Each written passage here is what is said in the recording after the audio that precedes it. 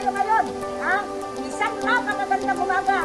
At ang gusto ko natin bigyang tulong ay ang silent frontliners.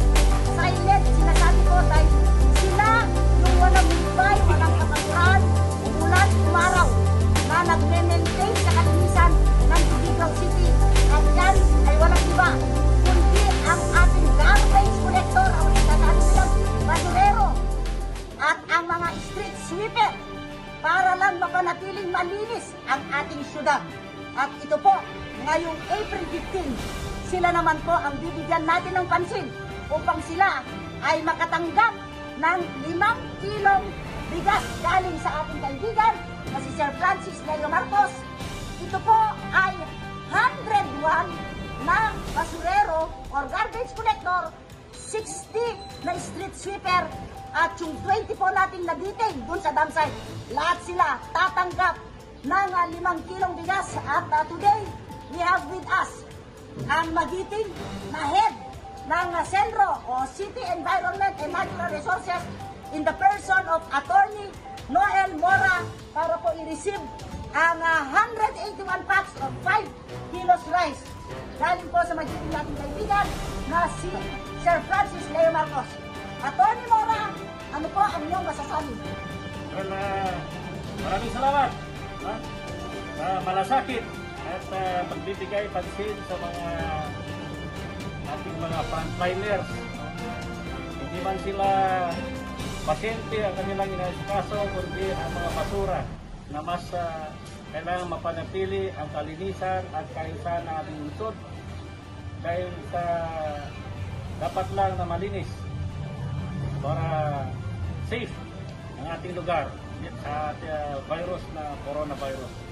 At maraming salamat kay Sir Francis Leo Marcos sa mga biyayang binigay niya. At sana mabiyayaan pa tayo ng maraming mga blessings na sinishare ng ating butihin si Sir Francis Leo Marcos. Of course, through the initiative of the Honorable Board Member of the 3rd District, si Ma'am Perla Tumaliwan. No? Palakpakan natin. Maraming salamat. No? Mabuhay po kayo, Ma'am Perla. Mabuhay po kayo, Sir Leo Francis. Sana huwag niyo pang kalimutan, dagdagan ang mga biyayang ibigay nyo sa ating mga magigiting, masisipag, mababait, at mapagmahal. Tumatawa sila. Diba? Anong kasabihin nyo? Love one another, but do not love another. Okay, God bless. God bless. God bless. Mr. Marcos. Ang pinig ng ating magiting. Thank you very much. Thank you. Attorney Noel Mora. At ito po, ang ipapamahagi natin. Yan po ang ating mga kasama na mga street sweeper, mga nagme-maintain sa kalinisan ng Tugigaw, mga basurero at sweeper. Ma'am, salamat tayo. hindi sila street sweeper ito. Ang pangalan nila ay Solid Waste Environment Enforcement Team. Wow! Ang ganda. Very sweet. Ha? Kasama ka, Sir Leo. Very sweet. Sweet lang ba ito? Okay.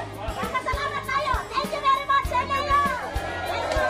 Mabuhay ka. Mabuhay ka, kansigan. Marami kang natutulungan. Ngayon, nakita natin sila. Ang ating silent frontliners. You are our hero also.